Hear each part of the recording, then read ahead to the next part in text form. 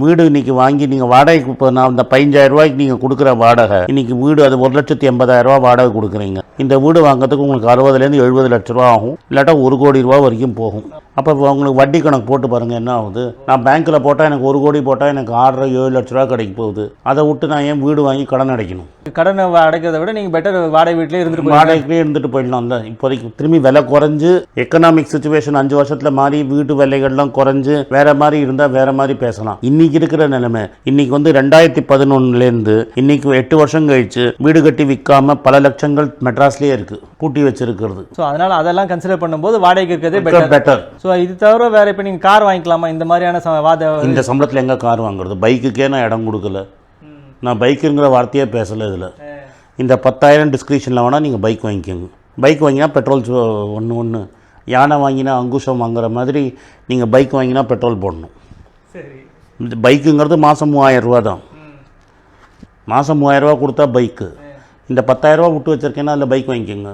இது சேர்த்து வச்சு டிவி வாங்கிக்கோங்க. கடனில் டிவி வாங்காதீங்க.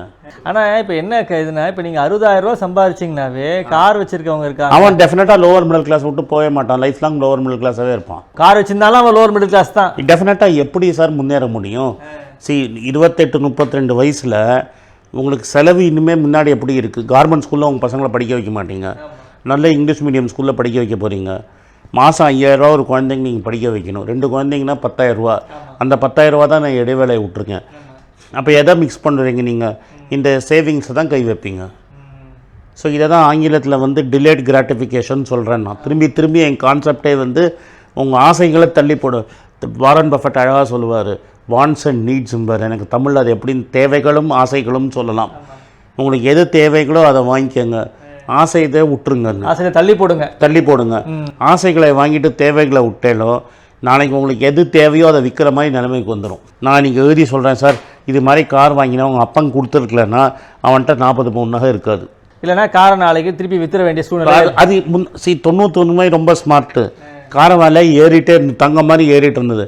இன்றைக்கி தெருவுக்கு 4 கார் இருக்குது. இன்றைக்கி நான் வந்து ஒரு 6 லட்ச ரூபா கார் வாங்கி வெளில வந்தேன்னு வச்சுக்கோங்க, திரும்பி கொண்டு போய் நான் அதே விட்டேன்னா எனக்கு 4 லட்ச ரூபாய்க்கு கொடுக்கணும் நான். So it is not an asset, it's a liability. இது வந்து ஒரு கடன், அது ஒரு சுமை. ஒரு காருங்கிறது ஒரு சுமை, ஒரு பைக்குங்கிறது ஒரு சுமை. சுமை இல்லாமல் வாழ்க்கை இருந்தீங்கன்னா ஹாப்பியாக இருப்பீங்க. சுமையோட வாழ்க்கையில் போனீங்கன்னா ரொம்ப கட்டத்தில் போடுவீங்க. அந்த 10,000 ரூபா டிஸ்கிரிப்ஷனில் வேணால் பைக் வாங்கிக்கலாம். டெஃபினட்டாக இவங்களால் பைக் வாங்க முடியும், பைக் வாங்கிக்கலாம். ஸோ இப்போ இதுக்கான ஒரு லோவர் மிடில் கிளாஸ்லேருந்து நீங்கள் அப்பர் மிடில் கிளாஸ். நான் எப்போதுமே என்னோட ஃபிலாசபி என்னென்னா, மொத்தம் லோவர் மிடில் கிளாஸ் இருந்தால் அவர் எப்படி மிடில் கிளாஸ் போய் அப்பர் மிடில் கிளாஸ் ஆகி பணக்காரனானும் பார்க்கணுங்கிறது தான் என்னோட ஃபிலாசபி. அந்த இதுக்கு இந்த திட்டம் வந்து நிச்சயமாக உதவியாக இருக்கும். ஆமாம், வாழ்க்கை ஃபுல்லாக நீங்கள் லோவர் மிடில் கிளாஸாக இருந்து லோவர் மிடில் கிளாஸாக சாவணும், சாவர காலத்துலையும் கட்டப்படணும்னு நீங்கள் நினச்சிங்கன்னா நீங்கள் பைக்கும் வாங்கலாம், காரும் வாங்கலாம், டிவி வாங்கலாம், என்ன வேணால் பண்ணுங்க. பட் நான் சொல்கிறது வந்து கேர்ஃபுல்லாக இருந்து, ஏன்னா நம்ம முன்னோர்கள் அப்படி இருந்ததுனால தான் இன்றைக்கி நம்ம நல்லா இருக்கோம் சார். யார் அவங்க அப்பா தாத்தாலாம் மெட்ராஸில் வந்து ஒரு வீடு வாங்கிட்டோம்லாம் அவன்லாம் இன்றைக்கி கோடீஸ்வரன். ஏன்னா அன்றைக்கி லேண்டு சீப்பாக இருந்தது.